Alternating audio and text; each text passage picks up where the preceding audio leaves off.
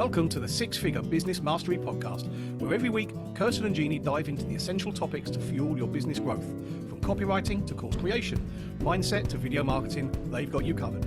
Tune in for expert guest interviews on all things marketing and business, and learn how to work on your business, not just in it. So, get ready to unlock your business potential and take it to the next level. Our next guest has helped coaches, executives, and startups unlock the one tool that's been driving sales and building trust since the beginning of human history, the power of storytelling. I'm excited to introduce our guest. His name is Kyle Gray, and he is presentation coach, story strategist, and author. Thanks for being with us today, Kyle. Today's episode is sponsored by our Profit Clarity Masterclass, and we'll just keep this real. If tax season brings you anxiety, last-minute scrambling, or that pit in your stomach feeling, it's usually not because you're doing something wrong. It's because you don't have the right system or support. We have a free live masterclass coming up where we're going to talk about how to get organized, reduce stress, and feel more confident about your finances without doing most of the work yourself. So come join us. You can sign up free at lessmathmoremoney.com. We look forward to seeing you there.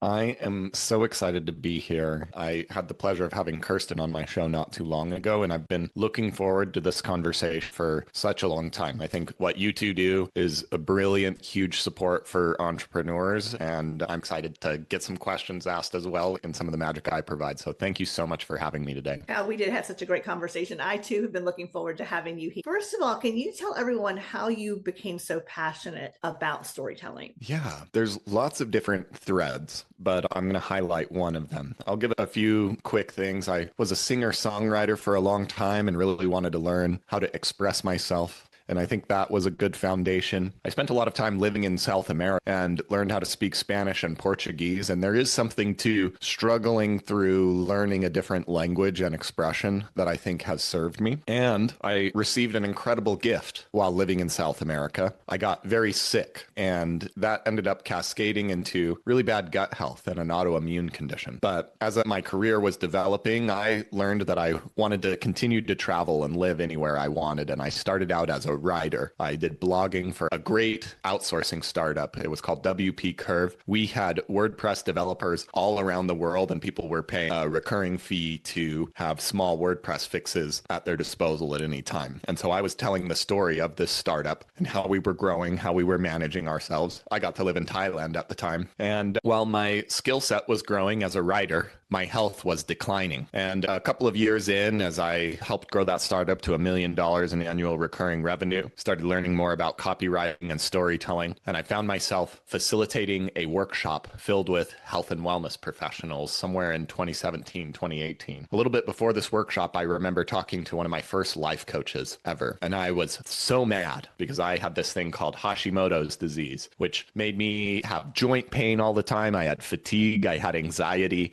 When you have anxiety like this, you don't think, man, my gut dysbiosis is really messing with me. It's always, I'm not working hard enough, or the other political party's ruining everything for me. And you would just get so mad and not actually understand the reason why you're so upset. And so I was certain that this was the worst thing to have happened to me. And then my life coach he said something that I thought was the most outrageous thing I heard at the time. He said, what if this is your superpower? What if Hashimoto's disease is your superpower? And I said, that is the dumbest thing I've ever heard. I'm going to hang up the Skype call, sir. Thank you very much for nothing. So fast forward a little bit, and I'm in this workshop, and there's health and wellness experts that have very high ticket businesses. They're incredibly intelligent and talented. And because of these two things, they have a very difficult time actually communicating the value of what they do to their client. And I remember sitting next to one woman, and she said, hey, my name's Dr. Grace, and I help people overcome chronic autoimmune diseases with better gut health. And I remember for the first time, everything that I learned about being a storyteller and a copywriter and a wordsmith looked at my own life differently for the first time. And the pain and the suffering and the confusion that I had gone through actually made me stand out and unique and valuable to this group of people. And who I was and what I experienced, not what I knew, not what I had done, was what made me valuable to this group of people. And that was the first time that I really started to grasp how powerful storytelling storytelling was. And I see this same thing play out at every level of success in every genre of people that I work with. To get to where you are listening to this show, we've got to get some wires crossed. And a lot of times we get addicted to our own achievements. And it's right, like in the early days of grinding things out, which people, if you're still grinding things out, then you've come to exactly the right podcast. You're going to get supported. But we learn that, okay, that's what helps me out. That's what's going to win, me grinding harder and working harder. And this implies that who I am and what like my person is not good enough. And this is why we're bad at talking about ourselves. We don't know which stories we need to tell about ourselves when we have this opportunity. And it ends up slowing down this whole process quite a bit. I am so fascinated because you always know that stories are important, but every time I listen to you, it just takes it to a whole new level of understanding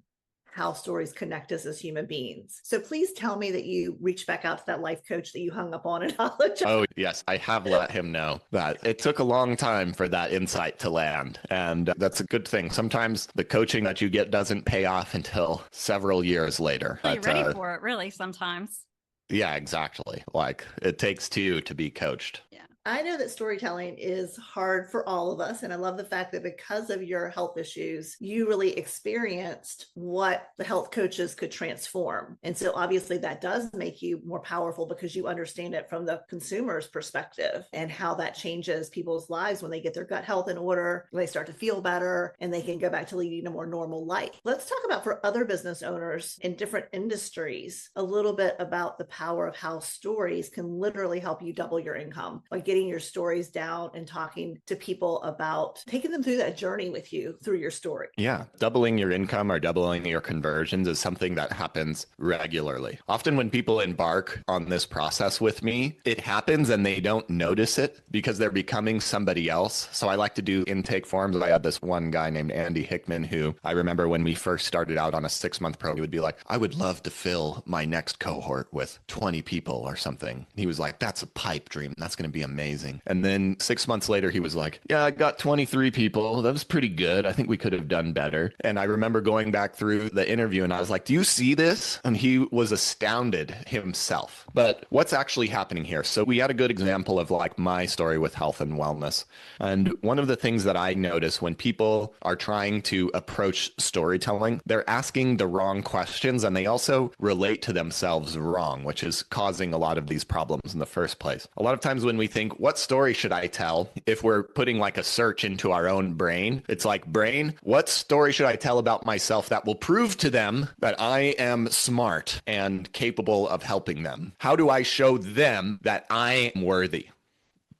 And it's a very natural thing because we're high achievers and we work really hard and we've done a lot to become the person that's skilled and worthy. And the twist is, and you hinted at this, at what it feels like to be the consumer and how I usually stand for people. And you even got to go through this on the podcast, Kirsten, is I ask you questions about who's your ideal client and what are they feeling right now? What are the biggest pains that they're experiencing? What are the limiting beliefs that they have right now that's holding them back from taking action? And we use this as the foundation. So this is what storytelling, at least in the context of a great talk and a great messaging, storytelling, listening before talking. And if we can listen to who our client is sitting across from us, who is in the audience, the right stories will appear instead of trying to think, what do I need to do to prove to them, or what's exciting for me, or what's interesting for me? And when we start to think these things, this is where imposter syndrome comes from. And you'll experience imposter syndrome from 0 money, 6 figures money, 7 figures money, 8 figures money. It's always going to be there. But the good news is the cure is always the same, is who actually needs me right now? And when we start to think about that, then we get over all of our insecurities and flaws because we're always going to have them. And we start to focus on serving people. Yeah, that's so true. It's funny because I often say that when people talk about how do they get comfortable on video. And I don't know that we ever get 100% comfortable on video. Most of us did not set out to be actors or actresses. It's just having that heart to serve someone and just thinking that if this video, this podcast interview that we put out into the world, if it helps one person, we win. Instead of thinking about what will it take for me to be like super confident or comfortable on camera, just thinking about that person that we can truly serve. It's magical. It opens up so much opportunity. And when we can start to think in that way of, instead of like, how do I prove myself, to who really needs to serve me, it changes how we relate to our own moments. And often the moments that you think, just like I did, I was cursed. This was the worst thing ever. Get out, life coach. We all have those. And it's like we're sitting on treasure chests of our own stories, of our own information that would magnetize clients. And we've labeled them poop or something. And so we feel like we're sitting in a desert. Like, where is everybody? Nothing's working. And it's right underneath us, but we just can't access it because of these judgments that we have about ourselves. So what is your recommendation for once somebody presents or talks about what their issues are? How do you remember which story to tell and what part of the story? Because sometimes they can be unnecessarily long. Absolutely. It's hard to be yourself and talk about yourself because, like you said, a lot of things are unnecessarily long. And when we do our own brain Google searching, sometimes 0 stories come up or sometimes 10 stories come up. And because of how we relate to ourselves, like story number 1's 94% good, stories number 2's 92% good, story number 3's 98% good. And we can't quite tell. And so we usually decide to tell all of it. And it often feels good to us when we are doing that. And it feels good when we are teaching as much as possible. But we've just got to focus on the clients. And what I like, our storytelling is not about having one single story. I like to think of it like a yoga practice or a martial art. And if you learn one really good karate chop, that doesn't make you a great martial artist. It may win you a couple of competitions here and there, but as soon as somebody figures that out, it's not going to work. And so there are many different kinds of stories with many different kinds of utilities. There's the most common story, which is what I work on my podcast, an origin story or an authority story. And that's something we would use in the first 5 to 7 minutes of our talk. And those stories should say, listen, I know exactly what it's like to be you. And I've worked really hard to figure out a solution that's going to help you out today. And you should want to listen to the rest of what I have to teach.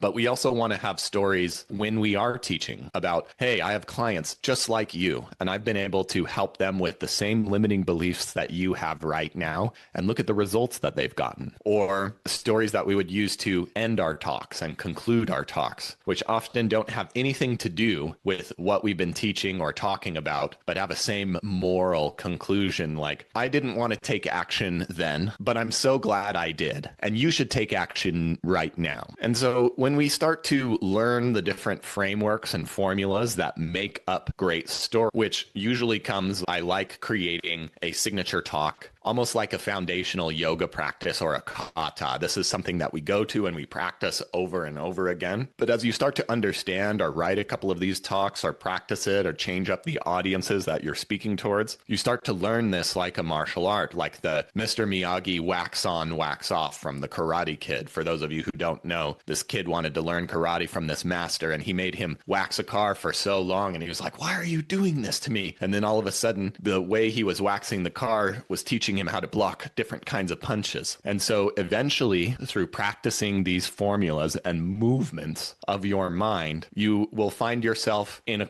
you'll be at an event and you'll realize that you can share your origin story in this moment, or you'll be on a sales call and somebody will present the exact objection that you created this customer story for. And instead of the magical thing that happens is instead of thinking in your own brain, how do I convince this person to buy from me? You'll start to listen to them and they will tell you by what they're saying to you, you will know which story to be told. And so you become more present and at ease in every situation. I love being able to share client stories to overcome objections. That is such an incredible framework, and you teach them. Yeah, it's a lot of fun. It's a very simple formula, and we've got to just figure out what's the biggest objection that somebody would have to working with us. I imagine, just knowing what I know about you two, one of the biggest objections I would guess is, I don't want to have to train this person because I'm already so busy as it is. And if I bring on this new person and then have to train them and put out all these fires, I'm already strained and I'm going to pop. And so we could tell a story like this. We could say one of my clients, Tim, he came to me running a 6-figure business, just like all of you are out there. And Tim, on one of our discovery, our onboarding calls, and of course you guys have a much cooler name for it than we are, said, I'm just so strained. I'm already working 60 hours a week and there's no way that I could just tell this person what to do and have all of these extra burdens this right now. I don't think there's any way. And we said, hey, Tim, most of our virtual assistants, they're already trained. They already know exactly what to do. They're going to ask you a few questions, of course. There is going to be some onboarding, of course,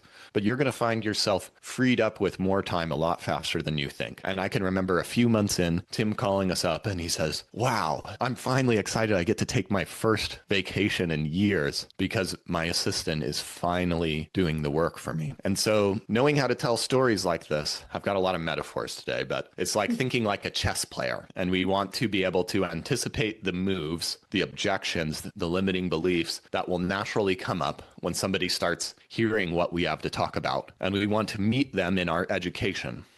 And the big difference changer here, the thing that is huge that most of us who are addicted to our own achievements never notice is like, we don't need to teach them everything about what goes into all of the things that our virtual assistants can do. If we can find that one single objection and teaching point, and instead of showing them everything that goes into solving the problem that we do, we teach them how to think about the problem a little bit differently, then their minds open up to new possibilities. And it makes teaching so much easier and smoother for us when we can talk about one simple idea for 10 minutes instead of trying to cram 13 ideas into 10 minutes and blasting them with as many slides and knowledge as possible. I love that. And I love that you start with their signature story, because that's, I would say, probably the most important one is what happened to me and how I ended up here. So when you're working with your clients, as far as objections go, do you have them maybe list all the objections and then have maybe a short story like you just told us for each one? Yeah. What I love to do is when I'm building a signature talk,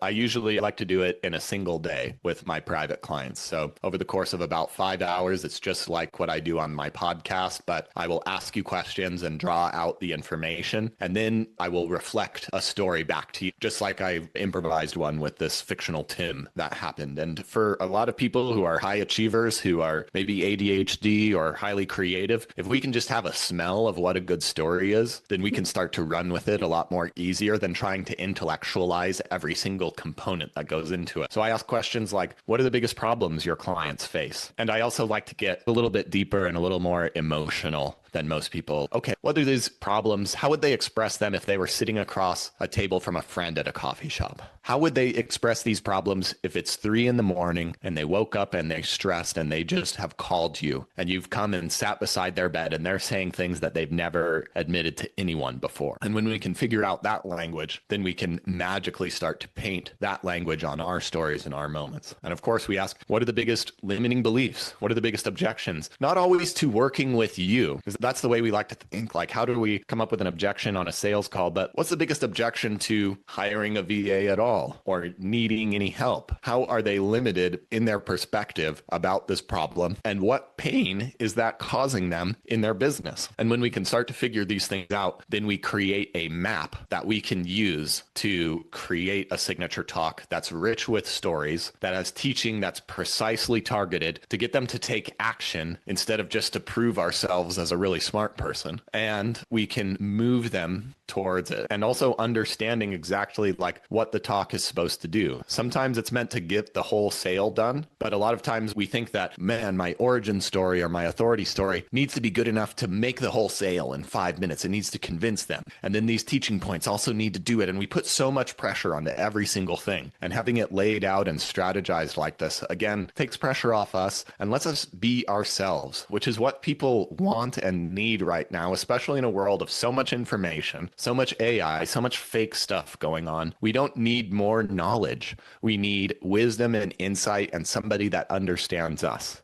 And that's what story is going to do for us. And we can go to ChatGPT or Google for all of the rest of the knowledge that we need. We need somebody who can take that knowledge and contextualize it for us. And that's why we use story. Like mic drop, but there's so much more I want to ask you. I love your passion for this. And it's so true. It's interesting because with Jeanne and I, every offer we've rolled out truly does come from something that happened to us. We originally started outsourcing for Jeanne's marketing agency because her business kind of blew up back when, this was back when fan pages first came out with Facebook. There's all of a sudden a fan page for a business. Back when business owners were really learning about email marketing and blogging. This was a long time ago. And so by teaching some classes, teaching people how to do it, she had a lot of people reaching out saying, I don't want to do this, do it for me. And then that kind of led us down this path of outsourcing. So we have it, and it seems like that's been with every single thing that we've offered, is something has happened in our business that we decided to fix the problem with some form of outsourcing. And then we mastered it. And then we've ended up sharing that and helping others people with it. But we do, even though that is the case with us, we often forget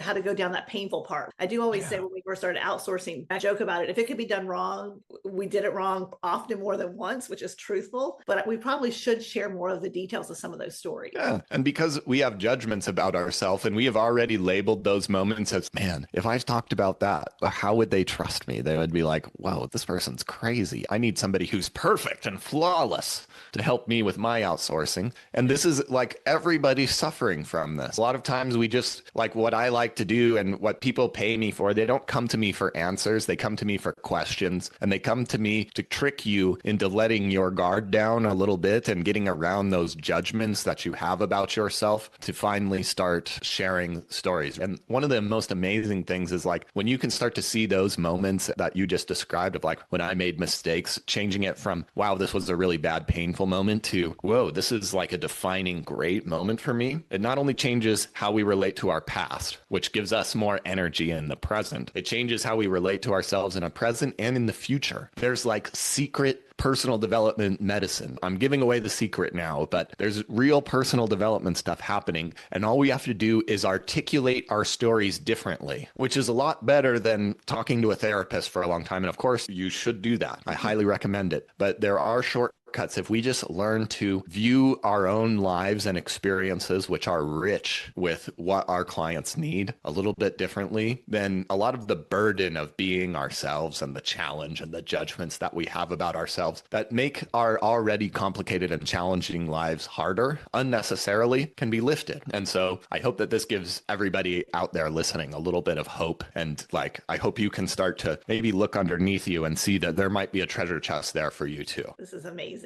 Absolutely amazing. I think Jeanne and I do also joke about the fact that we don't know if we're incredibly stubborn or stupid or both that would have made us stick with it, but it's going through the hard parts that brings you out and kind of makes you the expert on the other side. And I love the fact that you're encouraging all of us to look deep and find those stories. Absolutely. There's such treasure there for you and for your audience, and they're waiting for you. They're also like, yes, our lives are unnecessarily difficult. And like we said earlier, your audience and the people that you serve, they're waiting for you and they need your help.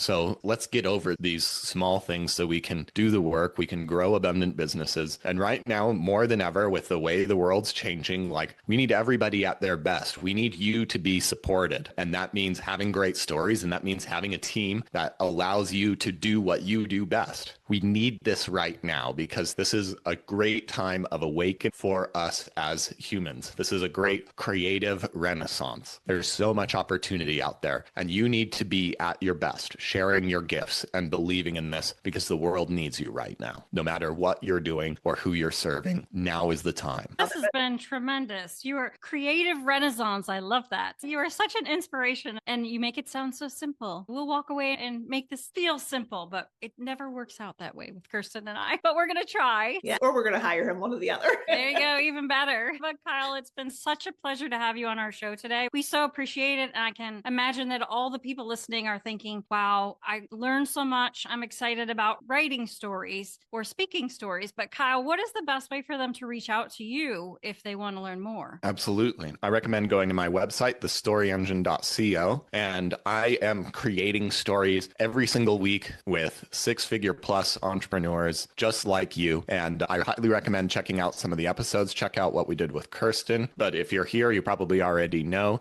And so check out some of the other episodes. And if you want to go through the same storytelling process, have me create a story with you live to showcase your business and your brilliance. I take applications for guests all the time. Highly recommend it. Come see me there. Or if you just want to reach out and connect with me on Instagram, where I share a little bit more of just my personal goofiness behind the scenes, you can find me at Hey Kyle Gray. That's Hey Kyle Gray. Thanks, Kyle. That's awesome. Absolutely. Thanks for listening to the Six Figure Business Mastery Podcast.